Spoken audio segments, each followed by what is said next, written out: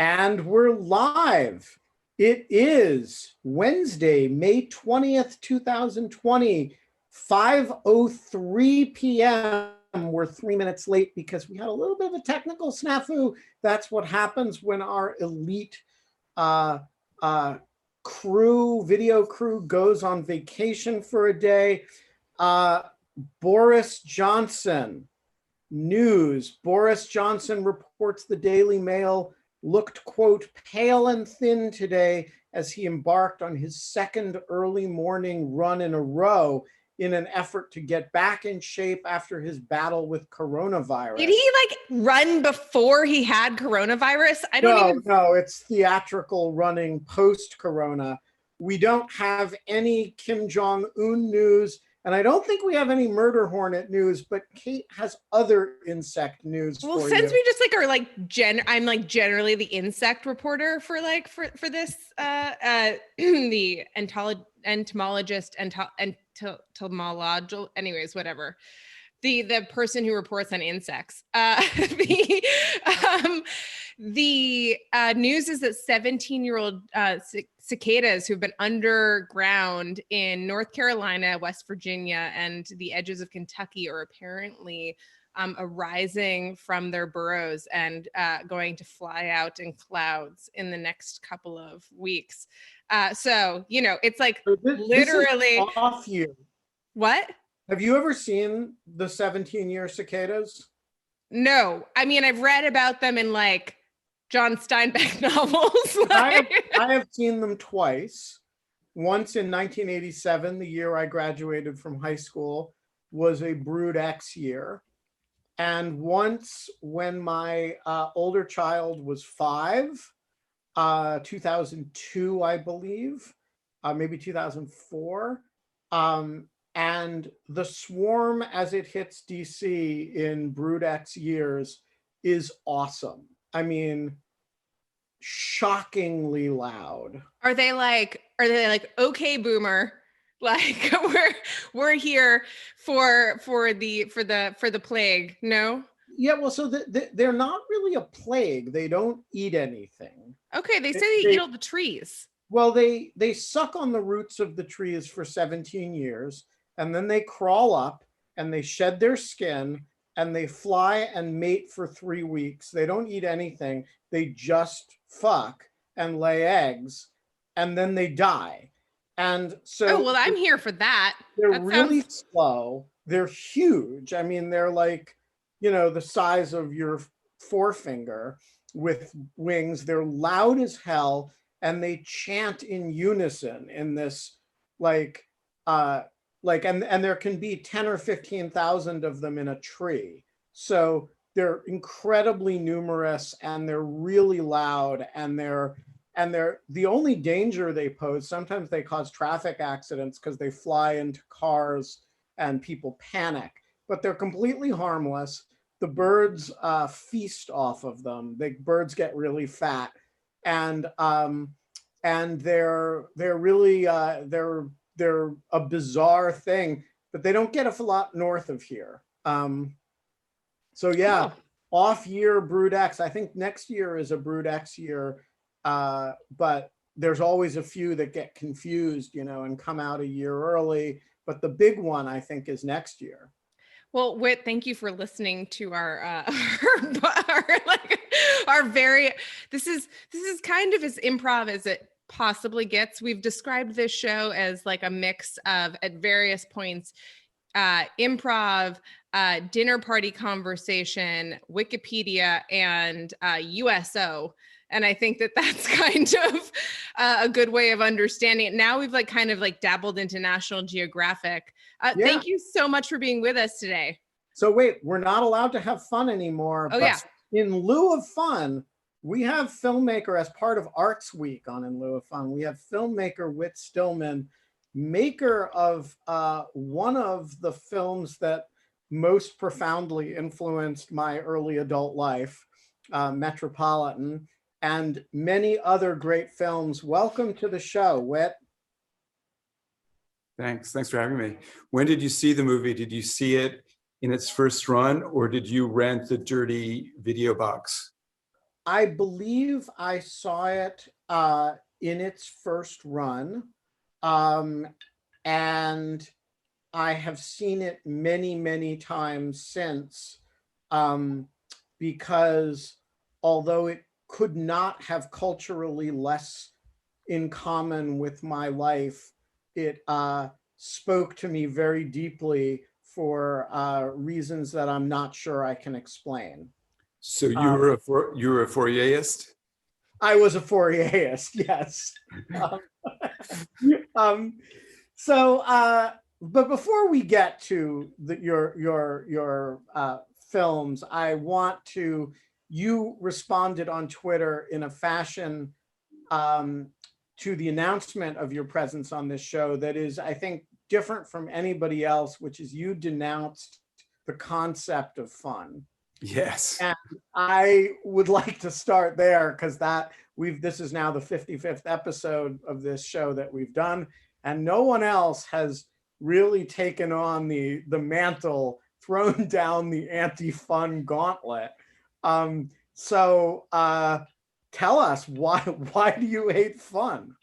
Well, I'm not really a profound thinker. It's just fun sounds bad to me. It sounds like something we shouldn't be doing. I think as adults, like everything we do is sort of fun, and fun is sort of the idea of it is sort of a ghettoized thing, an activity different from the rest of our life. Well, everything else isn't gratifying or rewarding in some way, and it's sort of a brainless frivolity. I see. So the concept of in lieu of fun And on then in lieu of fun, it's like, oh my God, fun itself was bad.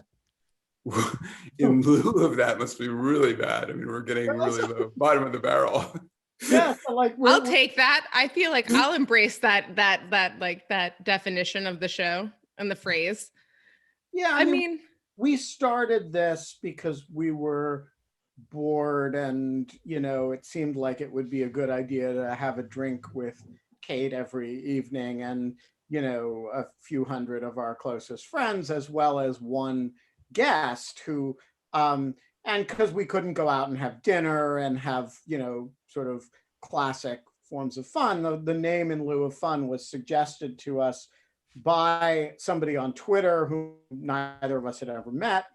But I take your point that if you take fun to be mindless frivolity, what's in lieu of fun, which is to say you in this case, must be even worse. or better. I mean, if Something like it's that. mindless frivolity, maybe in lieu of fun is like quite a bit better than fun. Yes, But So I think we should move on from fun. so you live normally, I just learned this before we went live. You live normally in Paris, is that right? Yes, I've had two Paris periods. So I was there from 98 to 2006 or so. And then I've been back since I went over. I was sort of sent over by Amazon to do a pilot for a Paris show. And I sort of got re-involved in the plot of the show in my personal life and stayed. So I've been mostly back in Paris another 6 years. I see. And when I think of you in Europe, for obvious reasons related both to the end of Metropolitan, but also the entire movie Barcelona, I think of you in Barcelona. You Yes, that's a live good there, place. right? Yeah, I lived there and I had two daughters there, married to it, know a lot about it. But you haven't seen Cosmopolitans because that was set in Paris. I have not seen Cosmopolitans. In So fact, it's no I'm not longer sure I knew it available. existed. What? In fact, I'm not sure I knew it existed. Yes, so these great people who used to work at Amazon, Roy Price and Joe Lewis, sent me over to do the pilot of a series in Paris. So we shot it in the spring of 2014, and they put it in their pilot Battle of the Bands kind of thing. They had the sort of countdown of pilots in September of 2014. And I wasn't prepared to go ahead with the story. I said I need to write the script. So they gave me a commission to write 7 scripts for this series to be set in Paris. And then they both, before I finished the scripts, I did the movie, the Jane Austen movie, which they knew about, and they actually distributed in North America. And then when I got to writing the scripts I was writing them, they all got fired. So I was left sort of with this project set in Europe, and without the executives who sponsored it. So I still hope to make that series in sort of a different way. But I have links to the pilot, which has its fans. I like it. And so I could send you that so you can see the Paris version of things. It's sort I of would love Metropolitan that. set in Paris. And if you send me the links, I can share them on this Zoom so that others can see them too if they're public. I'm not sure how widely it can be shared. If it's sort of semi-private, I think it can be. Yeah. Gotcha. So tell me, one of the things that I have always loved about your films is how intimate and small they are. And I don't mean small in a negative sense. I mean it in a in the sense of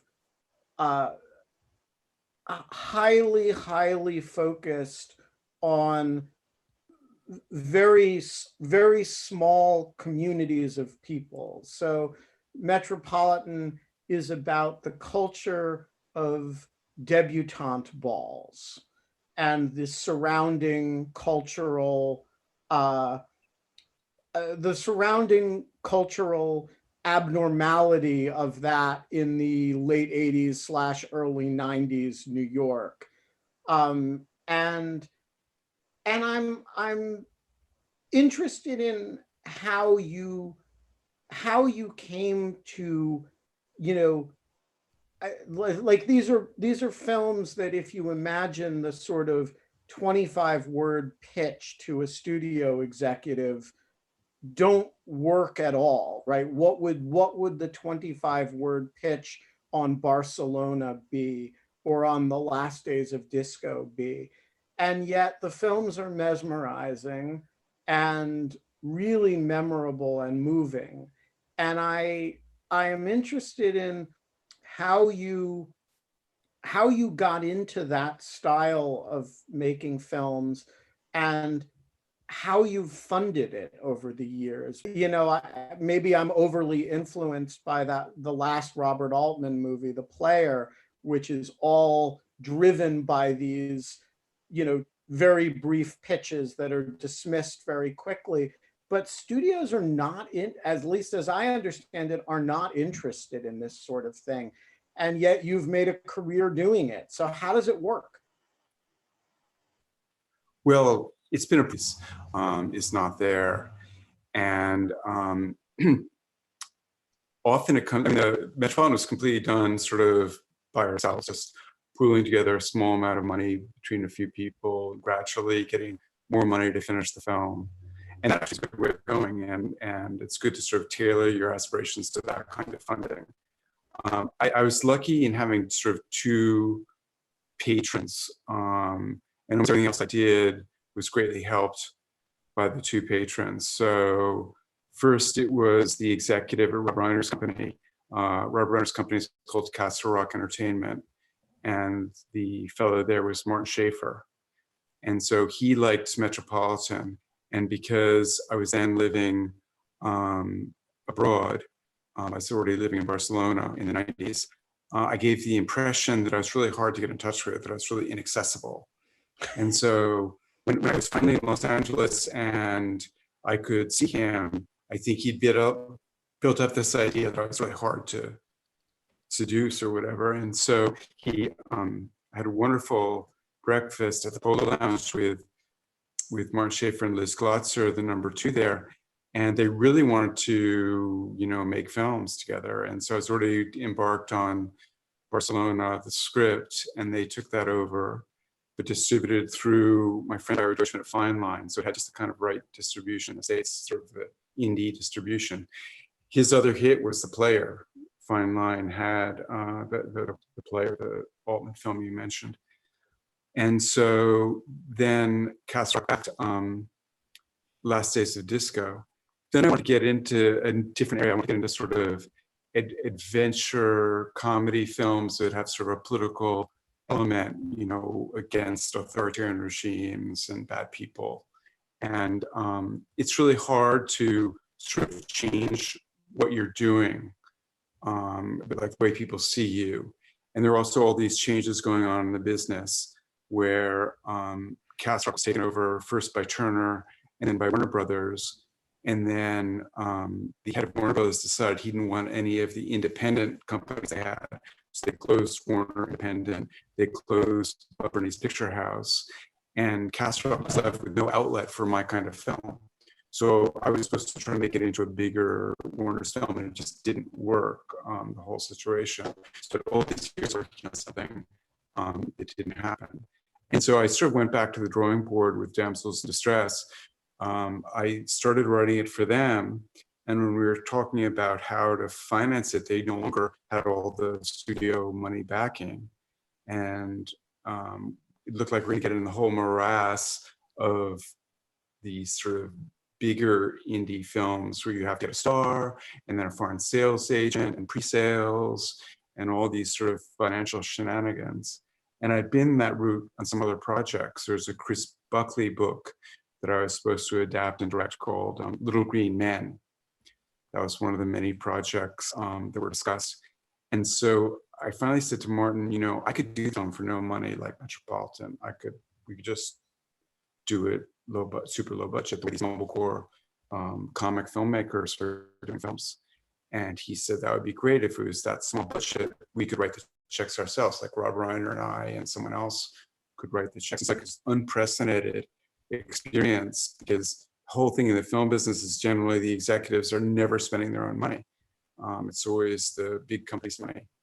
And so just in this fantastic Which must thing, be like mean that they really are like invested in you and believe in you if they're willing to put their own. And I'm not like asking, like I'm not trying. yes. I'm just genuinely. I mean that But, it just seems like also, a big step. But also, I think it seemed like a really good deal because they sort of knew how much money could come down the pike, and if the budget was going to be this small, they saw us a really good risk. And they had a very good relationship with a really important company, which is Sony Pictures Classics. So the two guys there, Michael Barker and Tom Bernard, they've really carved out this wonderful niche for good films where they started out at a company called UA Classics. Then they moved over to Orion. They were Orion Classics. Orion went down and some people were really bitter because they went down with a lot of people's money. But they were able to move over to Sony Pictures and they did Sony Pictures Classics. And Martin Schaefer had already worked with them on some films like John Sales's film, Lone Star. And he knew their system and how much they could get back. So it was a small release, like people say, oh, you only gross this much, but they didn't realize that just grossing that much, it kicks in all these Sony big deals internationally. And actually, Damsels in Distress was hugely profitable. So if someone could look at it and think that the budget was what they said the budget was, but the budget was half that, of course. And the gross has, I mean, what the film really earns has nothing to do with the US theatrical gross. I mean, that's nothing. It's everything else. It's all the TV rights in France and Germany, all that. And so I guess for the kind of films I make, you have to really be practical about how much it's going to cost. And what's really intimidating is to get involved in TV, which because there's so many episodes, even if you're being economical, it's going to end up being an expensive proposition. So when you say you have to be careful about how much something's going to cost, I mean, when people think of movies, they think tens or hundreds of millions of dollars to produce a movie. What does one of your movies cost? Well, the inspiration for Metropolitan, my first film job, I wanted to get a film, and I started out as a sales agent for Spanish filmmakers. And one of the comic filmmakers whose film I really liked, he said his actual cash budget was $50,000.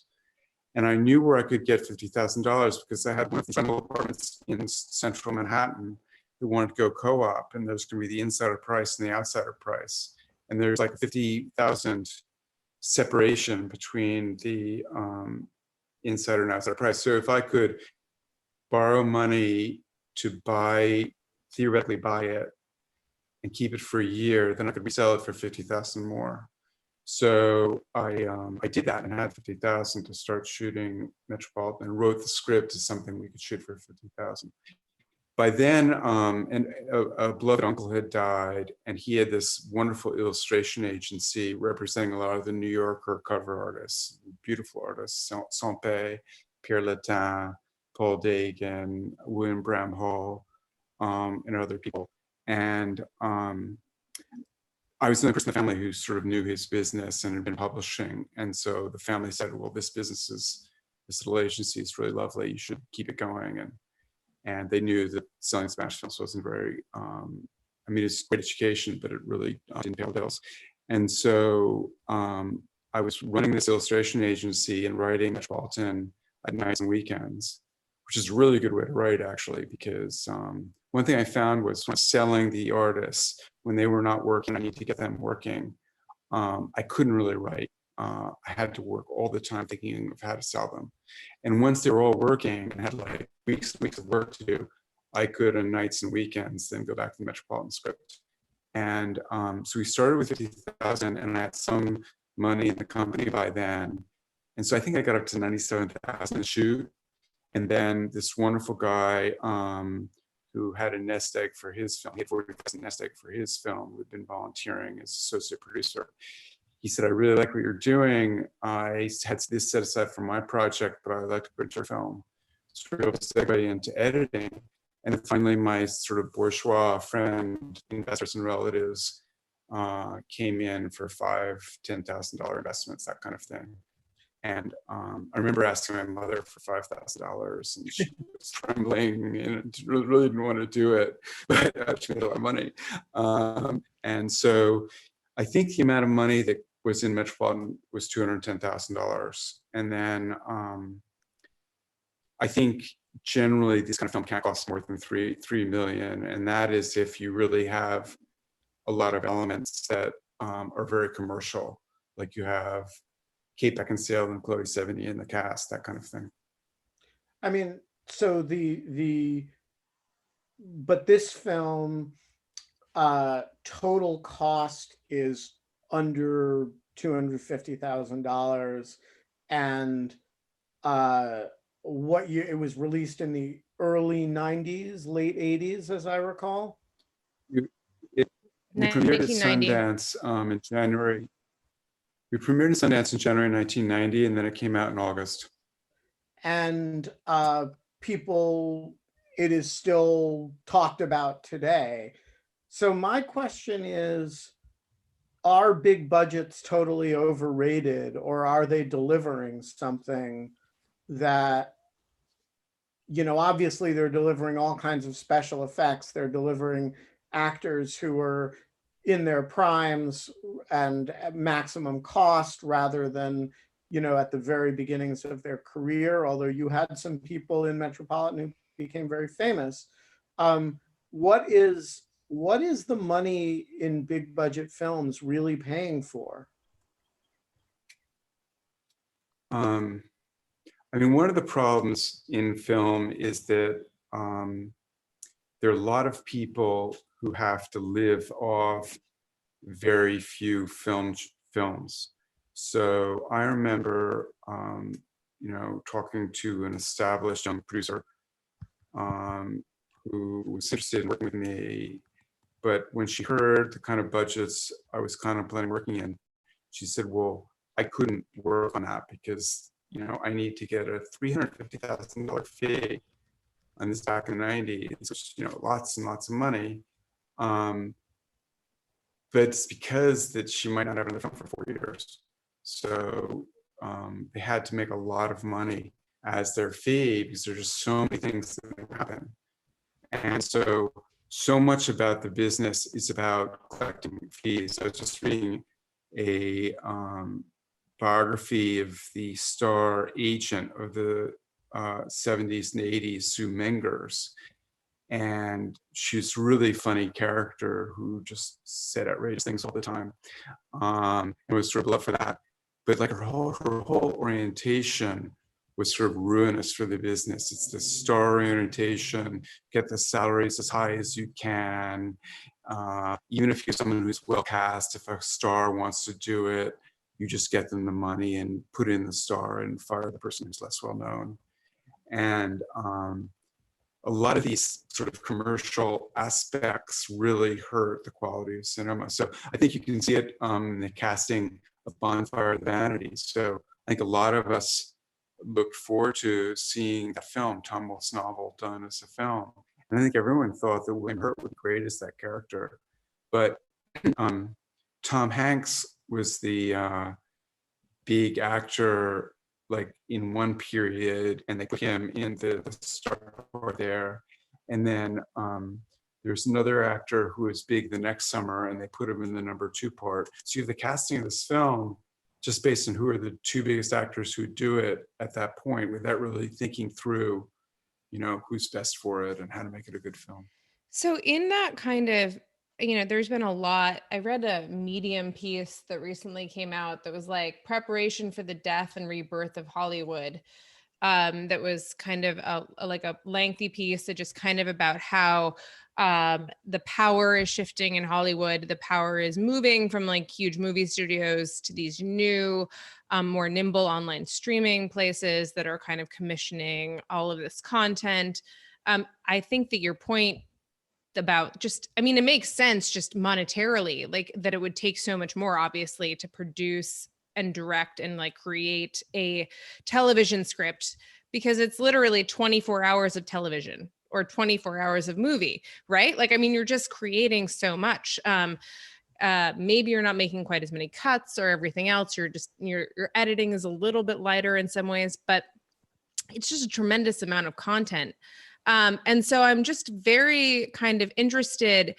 Do you think that this is like, I don't know, this is like, I'm not meaning for this to be a controversial question. I don't know if it is. I'm just really curious, as a person who studies intellectual property law and all of these other things, just do you think that the rise of Amazon, of Netflix, of all of these new buyers is new or different in Hollywood? Or is it something that's happened before? Like, you just went through, for example, 4 or 5 different like companies that have like come and gone into existence or been taken over by other things. Maybe all of this has always been happening. I just haven't been as aware of it.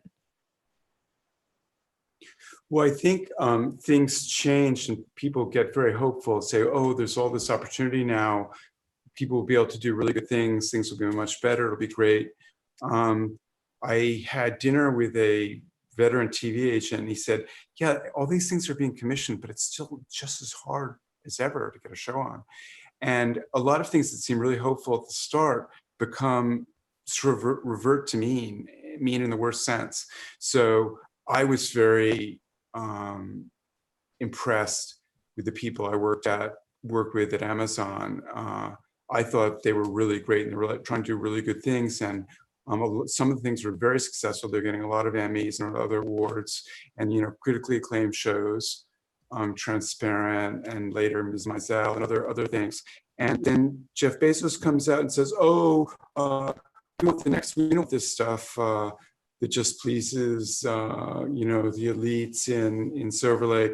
We want Game of Thrones." And so they fire all the people doing good work and really doing a great job for them as far as prestige, and hire sort of studio executives, former network executives to do big projects, to do the next Game of Thrones. And it's like this stupidity where instead of offering something different and staying, and also, if you have these things that are successful, if they have an audience, even if it's a niche audience, why trash it? Why not just add the other thing? Why not just add the broader material? Yeah, why do you need like a Mrs. Maisel and Transparent?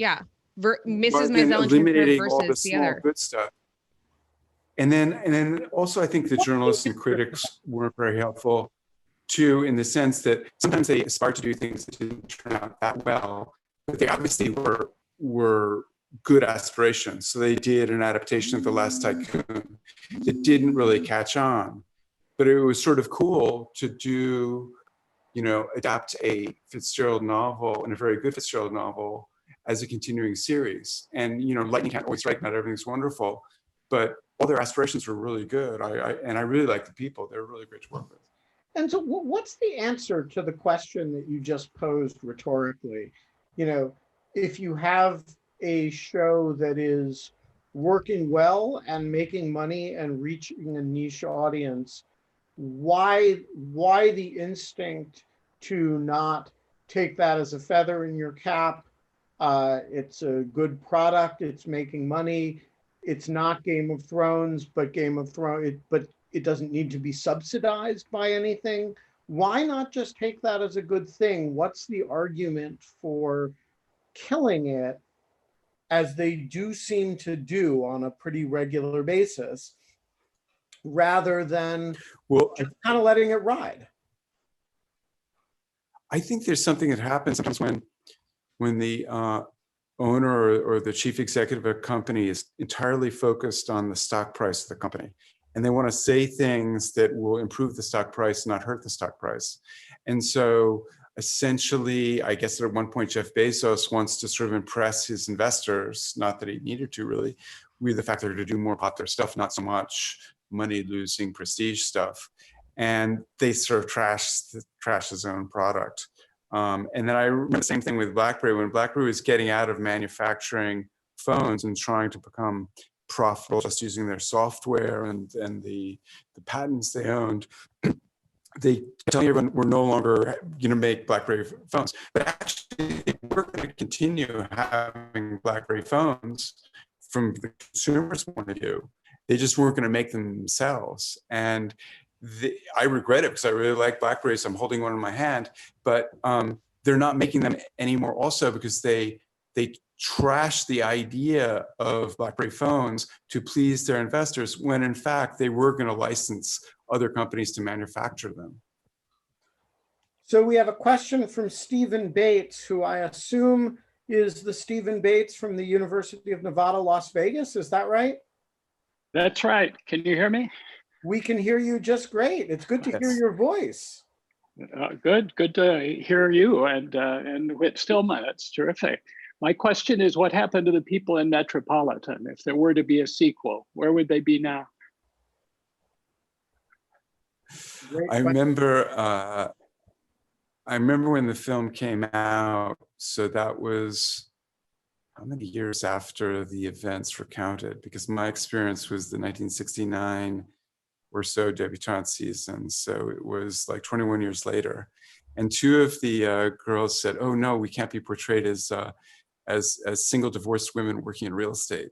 And I mean, for me, one of the sort of lovely things about making the film is I'd sort of been out of touch with all those people, but as part of the sort of publicity, the New York Times wanted us to get together and interview. And so I got to be friends with them again and stayed in touch with them. And it was really uncanny how the characters portrayed in the film maintained their same point of view and their same attributes. So there's a character we called Judgmental Jane, played in the movie by dark-haired actress Alison Parisi, very beautiful. And the real Judgmental Jane, I remember she was very judgmental back then, and she stayed judgmental. She's not talking to me now for some crime of mine, or what she thinks is a crime. And so it's funny seeing the people in later life. I'm really sad that two of the people who, the sort of dynamic character was the Nick Smith character, and I really based it mostly on one guy, and another guy sort of thought it was him, and I guess it was maybe both, or him and a third person, and they both died. I mean, so mortality catches up with us. I'm really curious. I have a question about that, actually. One of the most moving scenes to me in the film is a scene at a bar between one of the characters and an older member of this set, who they discuss whether this crowd is doomed to failure as a sort of as a as a characterological or almost genetic thing. I mean, this kind of New York old money WASP set who does these The debutante. downward social mobility. I'm sorry? Yeah, downward social mobility. Yeah, and that there's a sense that they know that this culture is outdated. They know that and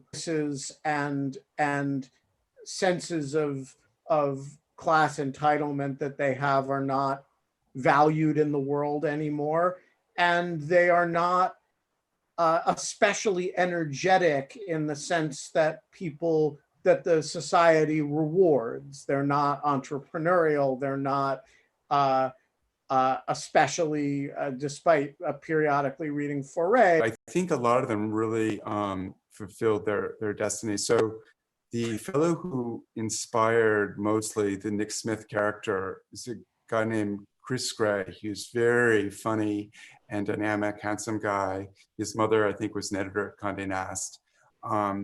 And he became very interested and fascinated by New York City's architectural history. He had a column in the New York Times for many years. It's my favorite column in the Times. It's in the real estate section on Sundays, called Streetscapes. Chris Gray wrote Streetscapes. I think you can still find them in the Times. They're just wonderful, wonderful historical essays about different buildings in New York.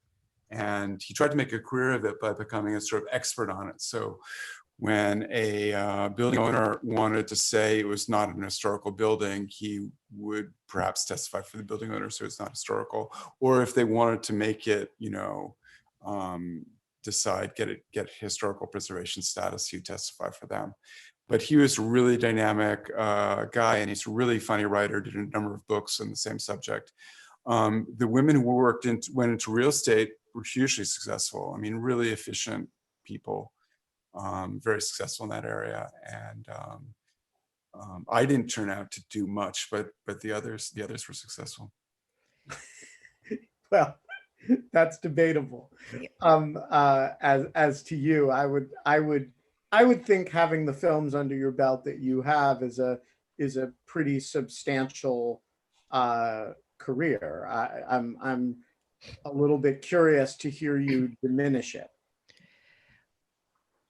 Our line is that we can't control demand, so we control scarcity. So we've kept that's the like supply that's a little scarce. So.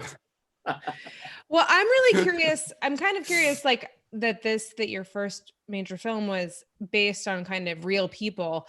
That it's I've never ever been. I've read a number of scripts. I've never been able to. And I think of myself as a writer, first as a journalist, and then now as an academic. And I don't think I could ever write in this format. I'm kind of curious how you learned it. Like, it seems like you started off doing journalism and how you became comfortable with it, and whether or not Metropolitan being based on kind of real people that you knew made it an easier transition of sorts. Well, for me, the revelation, I was really struggling as a sort of humorous short story writer. So that was my aspiration, to write humorous fiction. And I was writing some short stories. And what I'd normally do, I wanted to separate them from me as narrator. So I'd invent a sort of ridiculous narrator and then do the story. So there's this framing mechanism of inventing the narrator, and then the narrator tells the story. And I was really unprolific. I remember living in the east side of Manhattan, working in Doubleday and walking to work every day. And a skyscraper was going up, and there'd be like one story to the building. There'd be like 10 stories for every short story I could write, or 20. I mean, it was really intimidating. Their stories were going so much faster. But I got some sort of following. So one of the people who liked what I was doing was Tom Wolfe, and he recommended me to Louis Lapham at Harper's. And so my biggest earnings as a freelance writer for a while was the kill fee from the short story I wrote for Louis Lapham at Harper's. But the trap for me was this sort of first person ridiculous voice narrator. And I wanted to make films. I was really intimidated by the process. But what I found out was that each character was going to be his first person voice, and it was not me. It was already established as this character to be played by an actor, not me. So he could say all kinds of things I wouldn't want to take responsibility for. And then I also found out that I started getting, well, I want the characters to say things that are true. I want them to make true observations. And then you write, one day you write all the true stuff, and the next day you think, I'm not sure if that's true. It isn't really true. So I'll have to cross it off and say, no. Instead of crossing off all the work you did yesterday or last week, why not have another character says, that's not so, everyone at Brook Farm died, or I don't know what, all that sort of stuff. So that turns out to be a lot of the conversation of a proposition that you initially think is true. Then you see the exceptions, and you have another character who's going to say the exceptions. And in some cases in the film, it's really kind of disturbing, because I think I'm just giving an equal version of the two arguments, but I'm completely on one side, and I just despise the other side. So at the end of Damsels in Distress, at the end of Damsels in Distress, which is the least accepted of the films, although it's my favorite, they have two characters, the Greta Gerwig character, Violet, and the Annalee Tipton character, Lily. And Greta is defending eccentricity and originality. And Lily is talking about the importance of normal people. and it gets so balanced in the points they're making that a lot of people think that I'm with Lily as a character. I think also because people are sort of imprinted in this idea that the outsider character is the sympathetic one. And so one reason why Metropolitan is more accepted in some of the other films is I think it's more cliched. There is a ostensibly likable outsider character. There's a caddish villain, the Rick von Slaniker character, the Baron. And so in Damsels, you have this group of sort of this clique of insider girls, but then it turns out that they're actually nicer than the outsider girl who pretends to criticize them or criticizes them. And so that's reversing the sort of mind, the archetype that everyone wants to see. Everyone wants to see this thing they've always seen, they want to see it again. And the film is trying to subvert that. And you don't really get thanked for trying to subvert people's expectations. Initially, I think over time, if people see it again, they might feel differently and get something out of it. But generally, I think success is repackaging the beloved cliches in a slightly new form. Oh, that's such an interesting observation. I kind of agree with you. It's also, I've been thinking recently about some of the movies that do that, have instant kind of acclaim, win Best Picture or something like that, and now seem very tropish and have not lasted in time and history. That also seems to kind of be the danger of like choosing that comfortable path. But that doesn't seem to be this history of Metropolitan, like, just for what it's worth. We've been really lucky with the films. Most of them have done pretty well on opening. They've gotten more or less good reviews. But in terms of their experience in being released and accepted in America, both Metropolitan and Barcelona were kind of, Cinderella stories. They just went really well. And Barcelona struggled overseas, but in North America it did well. And it was really tough with Last Days of Disco. There's a lot of sort of negativity of one kind or another, but it's really cool to see sort of younger generations getting into it more and it becoming sort of important again and accepted. And the advantage of having studios associated with Last Days of Disco. I remember it being very well received. Yeah, I don't remember negativity either. Well, it was very well received in sort of elite circles, which you belong to. so the sort of the major reviews, the Janet Maslin review in the Times, and it did really well in cities and all that. But there's all this sort of negative stuff swirling around it too in other places. And one thing that's been really helpful is the Criterion Collection. They put out first Metropolitan, then Last Days of Disco, and then finally Barcelona. And they put them into this really beautiful box set of those three films. And the Criterion support has been really important. For instance, in 2009, when the Disco DVD was coming out, they had screenings at the Museum of Modern Art and at Lincoln Center, sort of benefit screenings. And when I was casting Damsels in Distress, actors like Greta Gerwig were really keen to audition for it or be in it, because they had seen it at Lincoln Center the summer before, thanks to Criterion. And so the film still had its sort of cool going on. And which is, if you don't have big budgets, their agents are going to push it because there's not much of a fee. Yeah. Do you really? So I'm in Cape Cod right now. I am away Nice. from a Which movie town? theater. What do you say? Which town? Oh, in Wellfleet. Oh, how lovely. Yeah, it's lovely. My And there's a first- drive-in movie theater here. I don't know if you know that. I've been to my godfather Jimmy also went to Wellfleet. Oh, really? Took us to the drive-in. And in fact, my first cinema experience was in the surf at Wellfleet. My Harvard advanced, how do you say, avant-garde filmmaker brother was making a short, and I was supposed to be one of the actors, and it was me in a red chair in the surf at Wellfleet. That was part of the film. So I started out film Wellfleet. Oh, that's so great. Yeah. So one of the things that I kind of think is really funny is that the only place they're going to show movies for this summer is the drive-in, because it's like the only place that people can go.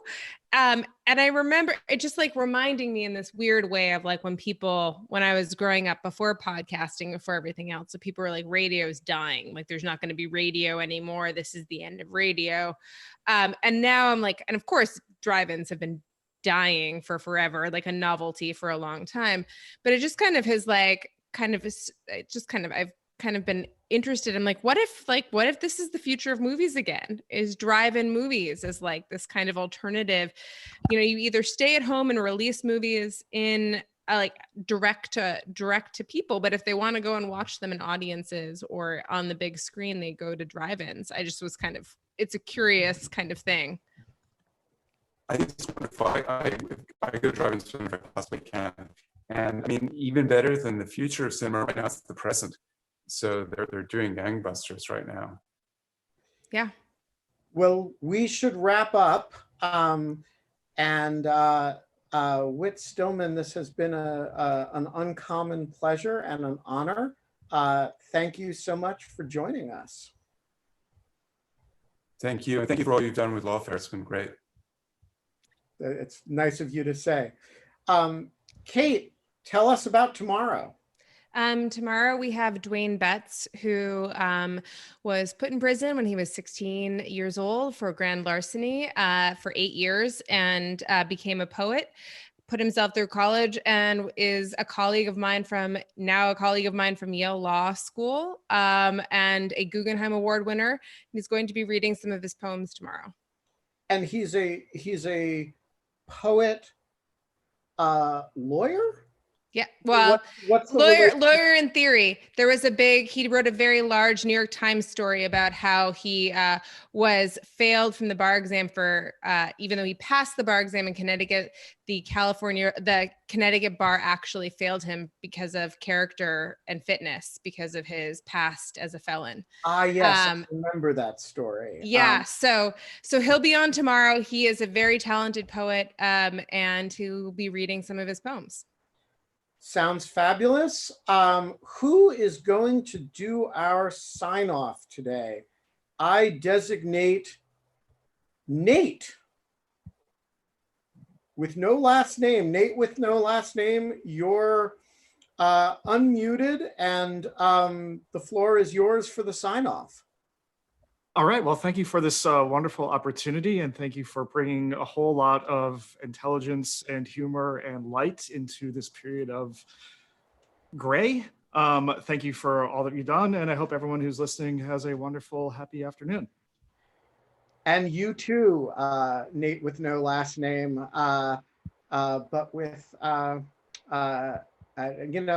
when you sign on to In Lieu of Fun, there's always this chance I'm going to grab you at the end and you're going to be responsible for the sign off. And when you do, please handle it with the aplomb that Nate just did. He had no warning that was coming. Okay, until tomorrow, Kate, what do we say? If you can't have fun, in lieu of fun, come hang out with us. There you go. With the caveat, of course, as Whit Stillman would point out, that fun is bad and in lieu of fun is even worse. All right, see you tomorrow. Bye, Whit. Thanks for coming.